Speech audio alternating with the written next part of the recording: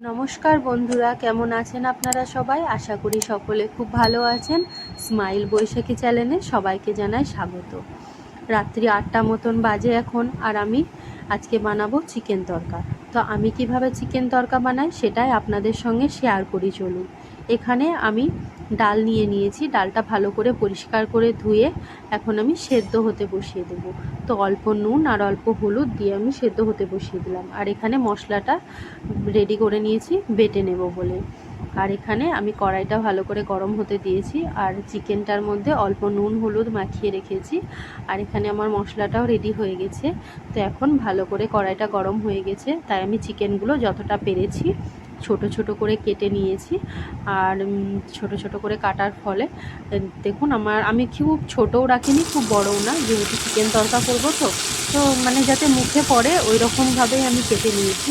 আর side থেকে একটা মতন পেঁয়াজ কেটে নিয়েছিলাম, ওটা এখন দিয়ে দেবো। তো দুটোই একসঙ্গে ভাজা হতে থাকবে, তো ওই জন্যই আমি এটাকে এখন দিয়ে দিলাম।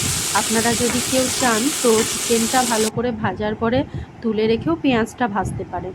তো আমি আর চিকেনটা তুলে রাখিনি, আমি একসঙ্গেই ভাজতে বসিয়ে দিয়েছি। তো দুটোই একসঙ্গে ভাজা হচ্ছে আমার। আর আমি এখন যে মশলাটা বেটে নিয়েছিলাম সেই মশলাটা এবার আমি এখানে দিয়ে দিলাম। তো মশলাতে আমি বিশেষ কিছু দিইনি, রাত্রেবেলায় করছি তো যতটা পেরেছি একটু কম মশলাই দিয়েছি। আর এদিকে মশলাটা ভালো করে ভাজা হতে থাক। আর এখন আমি অল্প মতন বাটি ধোয়া জলটাও দিয়ে দিয়েছিলাম, আর এখানে কালারের জন্য একটু লঙ্কার গুঁড়ো দিয়ে দিলাম। আর এখন আমি এখানে টমেটোও দিয়ে দিয়েছি।